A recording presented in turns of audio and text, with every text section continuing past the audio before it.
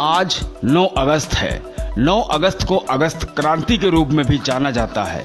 बताया जाता है कि 1924 के शुरुआती जाड़ों की सर्द रातों के दिन और कांग्रेस के चरमपंथियों का खून उबलकर हिलोरे मार रहा था। सचिंद्रनाथ सान्याल, मनमथनाथ गुप्ता, राजकुमार सिन्हा, विष्णुशरण दुबलिस, राम प्रसाद बिस्मिल और राजेंद्र नाथ लाहिड़ी वगैरह ने कांग्रेस की कानपुर बैठक से लौटकर एक अलग बैठक की थी। इस बैठक में तय हुआ कि अब सशस्त्र क्रांति का रास्ता चुना जाए और सरकार पर कब्जा कर लिया जाए। तय हुआ कि इसके लिए कांग्रेस का नाम इस्तेमाल नहीं किया जाएगा। इस मुहिम को परवान चढ़ाने वाले थे लाला हरदयाल। एक अलग नाम चुना गया, हिंदुस्तान रिपब्लिकन एसोसिएशन। फिर यह तय हुआ कि अब सशस्त्र क्रांति के लिए हथियार खरीदे जाएं, गोला बारूद इकट्ठा किया जाए, अंग्रेजों का साथ देने वाले सेठ साहूकारों से पैसा वसूला जाए। इसी क्रम में पहली लूट 7 मार्च 1925 को बिचपुरी और दूसरी 24 मई को द्वारकापुर में साहूकारों के घर की गई। दोनों में एक एक आदमी की मौत हो गई थी। बिस्मिल को ये मौतें नागवार गुजरी। उन्होंने शाहजहांपुर बैठक में इसका विरोध किया और कहा कि यह तरीका ठीक नहीं है। अगर दम है तो सीधा सरकारी खजाना लूटो, बोलो कितने हमारे साथ हैं। तब लगभग 22 हाथ खड़े हुए और शुरू हो गई सरकारी खजाना लूटकर हथियार खरीदने की मुहिम। योजना अनुसार राजेंद्र नाथ लाहिड़ी ने 9 अगस्त 1925 को लखनऊ के काकोरी में 8 down Saharanpur Lucknow passenger train को चैन खींचकर रोका और क्रांतिकारी राम प्रसाद बिस्मिल के नेतृत्व में अशफाकुल्ला खां, चंद्रशेखर आजाद व 6 अन्य क्रांतिकारियों ने 4 जर्मन माउजर पिस्तौल के बूते ट्रेन पर लदा सरकारी खजाना लूट लिया। अंग्रेज हुकूमत सदमे में आ गई। अंग्रेजों ने अपने मुखबिरों को सक्रिय किया, साथ ही इनाम की घोषणा हुई। उस दौर में इनाम पाने वाले गिरोह को पूरा भारत जानता है। घटना स्थल से मिली चादर को मुखबिर ने पहचान लिया और बता दिया कि ये बनारसी लाल की है। शाहजहांपुर के सारे धोबी थाने में जमा कर दिए गए। कुटान हुआ तो एक ने उगल दिया, मुखबिर साहिब सच बोल रहे। इसी इनाम के जोश में दूसरे मुखबिर ने बताया कि अगर चादर बनारसी लाल की है तो फिर ये काम बनारसी बिना राम प्रसाद बिस्मिल के तो कर नहीं सकता। बिस्मिल पहले से ही सरकार की नजरों में थे।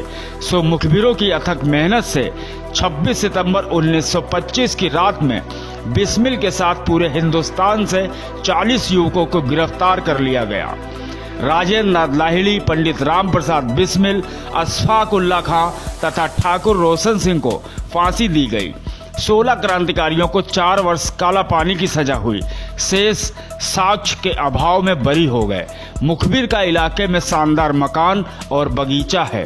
पोते किसके साथ है पता करिए। 9 अगस्त 1925 को हुए काकोरी कांड का भगत सिंह के जीवन पर गहरा प्रभाव हुआ था। काकोरी कांड पर भगत सिंह ने पंजाबी पत्रिका कीर्ति में एक पूरी सीरीज लिखी थी। भगत सिंह 9 अगस्त को हमेशा यादगार बनाना चाहते थे। अखिल भारतीय कांग्रेस समिति के मुंबई अधिवेशन में 1942 में महात्मा गांधी ने भगत सिंह की इसी ख्वाहिश को पूरा करने के उद्देश्य से ये तय किया कि अधिवेशन में 8 अगस्त को राजनैतिक प्रस्ताव पारित किए जाएंगे और 9 अगस्त को भारत छोड़ो आंदोलन की शुरुआत की जाएगी। लेकिन कांग्रेस के सारे नेताओं को 8 अगस्त की रात को ही जेलों में भेज दिया गया। पूरे देश में हर संवेदनशील जगहों पर पहरे बढ़ा दिए गए।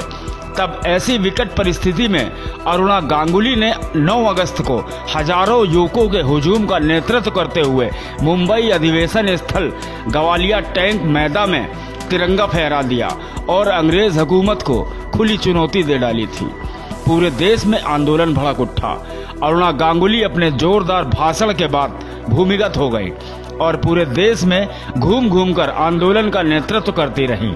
8 अगस्त की क्रांति, इसी नायिका को हम भारत रत्न अरुणा आसफ अली के नाम से जानते हैं। स्वतंत्रता के बाद दिल्ली की प्रथम मेयर होने का गौरव भी इन्हीं को प्राप्त है। अरुणा गांगुली के पति आसिफ अली भगत सिंह सहित सारे क्रांतिकारियों के केस लड़ने वाली कांग्रेस के लीगल सेल के प्रमुख वकील और स्वतंत्रता सेनानी थे। अगस्त क्रांति की इस नायिका के साथ ही 9 अगस्त के हीरो अशफाक उल्लाह खां, राम प्रसाद बिस्मिल और उनके तमाम साथियों और भगत सिंह के प्रति आपके दिमाग में अगर जरा सी भी श्रद्धा है तो संकल्प करिए कि आप इनके सपनों का भारत बनाने के लिए आगे आए, एकजुट हों और उन तमाम मुखबिरों के गिरोह को पहचाने जो तब इनको फांसी चढ़ाने, गिरफ्तार करवाने में सक्रिय रहकर अपना पेट पाल रहे थे, अंग्रेजों से इनाम पा रहे थे, अपने लिए मकान और जमीन तलाश रहे थे। इंकलाब जिंदाबाद, अगस्त क्रांति जिंदाबाद, मुखबिरों भारत छोड़ो। कहानी साभार अद्वैत बहुगुणा।